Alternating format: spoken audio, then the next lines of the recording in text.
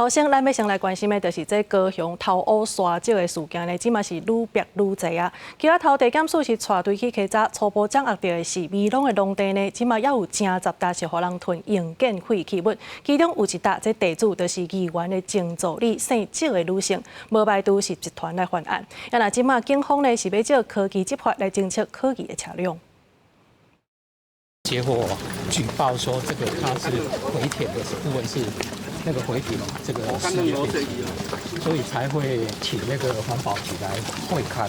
基层分局长看甲检察长说明，这块农地囤土的问题出伫倒位。虽讲前议员助理赵丽君，这块农地已经囤平好势，不过土方内底拢是起厝卡落来的暗木土角甲砖仔角，土地顶悬有囤满2楼悬的建筑废弃物。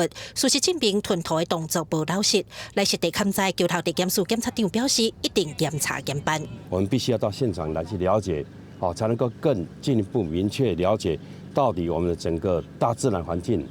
整个国土被破坏的这个严重情形检察长带相关人员到现场实地走一抓，因为农地头过案件一件接一件逼，检方怀疑背后有集团。在地基层分局这阵也结合科技设备来加强稽查，包括伫列管的农地也有禁止沙石车出入的所在，拢来到监视器，只要发现无对当，都会随通知警方到场稽查。砂石摘走没？那你们会不会担心这样影响到你们种东西啊？我们哪里有办法？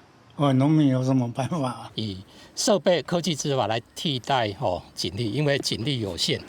那对于这些所谓的列管坑洞防治这个不孝的业者再有这个倾倒废弃物的状况。警方表示，目前列管的农地已经有正10笪，警方拢已经有到监视器来加强稽查，只要发现有不法的行为，就会随派人去看，要互伤害农地行为降到最低。记者柯家如邱朝阳、高雄场报道。